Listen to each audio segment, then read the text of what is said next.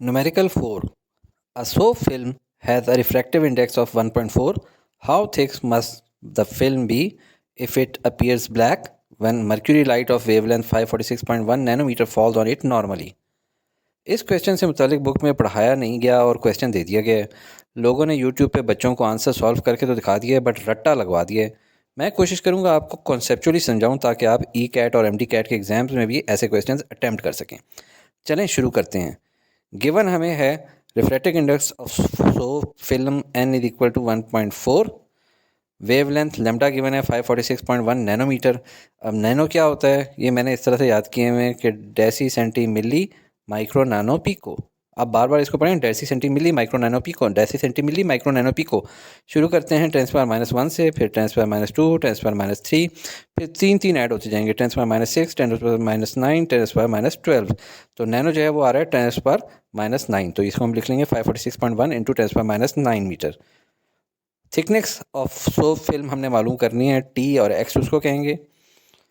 Solution की तरफ चलते हैं। ये सोप फिल्म है जिसकी रिफ्रैक्टिव इंडेक्स n है 1.4। फॉर कॉन्सेप्ट याद रखें, एयर की रिफ्रैक्टिव इंडेक्स 1 होती है। इस सोप फिल्म की थिकनेस हमने फाइंड करनी है।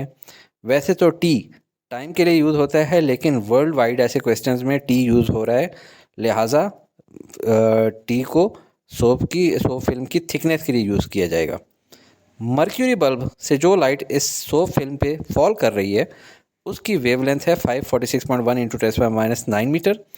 यहाँ मैंने लेमडा के साथ एयर इसलिए लिखा है क्योंकि नेक्स्ट मीडियम जो कि सोप फिल्म है डेंसर है और उसमें जाने के बाद वेवलेंथ चेंज हो जाती है।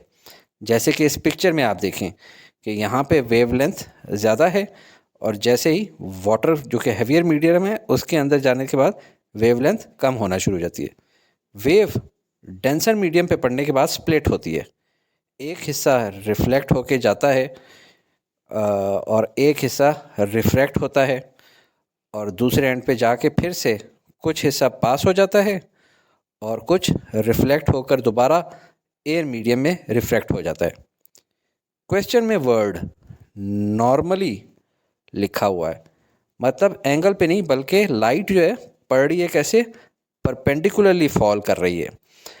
तो एक रे तो यहीं से रिफ्लेक्ट हो जाएगी, मगर जो रे अंदर जाएगी वो सीधा जाएगी और सीधा ही वापस आएगी, यानी एक्स्ट्रा पाथ डिफरेंस जो ट्रेवल करेगी वो होगा 2 थिकनेस यानी 2t। पाथ डिफरेंस को हम यंग्स डबल स्लिट एक्सपेरिमेंट में स्टडी कर चुके हैं कि वो m लेमडा की इक्वल होता है।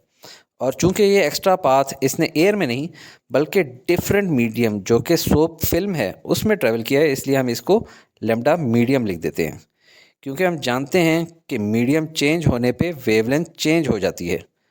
आपको याद होगा स्पीड ऑफ लाइट का formula c is equal to f lambda. c speed of light in air या वैक्यूम है, जबकि किसी डिफरेंट मीडियम में एंटर होती है तो रिफ्रैक्टिव इंडेक्स की वजह से स्पीड चेंज हो जाती है और इसका फॉर्मूला है n, यानी refractive index is equal to ratio of c यानी speed of light in air या vacuum to the speed of light in medium जो जिस हैवियर मीडियम के अंदर जा रही है। और इनकी स्पीड की रेशो के अकॉर्डिंग ही इनकी वेवलेंथ की रेशो भी सेम ही होती है, क्योंकि ऊपर लिखे हुए फॉर्मूले में फ्रीक्वेंसी कांस्टेंट रहती है। यहाँ से हमें वेवलेंथ इन मीडियम का फॉर्मूला मिल जाता है which is equal to wavelength in air divided by n यानी रिफ्रैक्टिव इंडेक्स। अब इसको हम राइट वाली इक्वेशन में पुट कर देते हैं तो ये हो जाएगी 2t is equal to m lambda air divided by n, जिसकी फेमस फॉर्म है 2tn is equal to m lambda air, जिसमें एयर का वर्ड नॉर्मली लिखा नहीं जाता और फार्मूला लिखकर हम सोल्यूशन स्टार्ट कर देंगे। मगर one final concept, phase change. जब भी लो रिफ्रैक्टिव इंडेक्स मीडियम्स जैसे एयर से आने वाली वेव हाई रिफ्रैक्टिव इंडेक्स में से टकराती है तो जो रिफ्लेक्टेड वेव है वो फेज चेंज हो जाता है, उसका कितना लेमडा बाय 2 फेज चेंज हो जाता है। जबकि रिफ्रैक्ट होने के बाद जो हाई रिफ्रैक्टिव मीडियम यहाँ पे सो फिल्म है से होकर लो रिफ्रैक्टिव इंडेक्स में जाती है तो उसमें फेस चेंज नहीं होता। लिहाजा हाफ वेवलेंथ फेज डिफरेंस की वजह से ऑब्जर्वर को ब्लैक फ्रिंज या ब्लैक स्पॉट नज़र आता है, जो कि मज़ीद कंफर्म करता है कि डिस्ट्रक्टिव इंटरफेरेंस हो रही है। अब थिकनेस मालूम करने के लिए हम टर्म्स को रीअरेंज करके लिख देते हैं m lambda over 2n। m की जगह 1 लिख लिया इसलिए कि फर्स्ट ऑर्डर डार्क नज़र आ रहा है नॉर्मल लाइट पड़ने से, और ईजीएस्ट होता है कि फर्स्ट ब्राइट या डार्क फ्रिंज को लिया जाए ताकि कैलकुलेशन आसान हो। लेमडा की वैल्यू गिवन है डिवाइडेड बाय 2 और रिफ्रैक्टिव इंडेक्स की वैल्यू है 1.4। कैलकुलेट करने से ये वैल्यू आती है।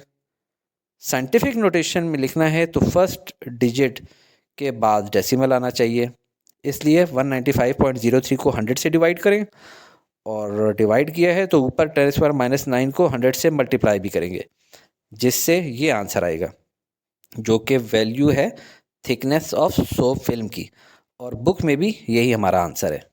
अब देखें, असल में आपका न्यूमेरिकल इतना सा है, ज़्यादा डरना नहीं है। बाकी जो मैंने समझाया वो आपके कॉन्सेप्ट्स क्लियर करने के लिए था, सिर्फ फार्मूला याद कर लेना है आपने।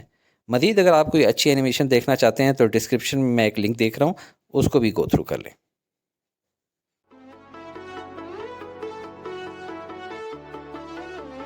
Study with me, a learning experience.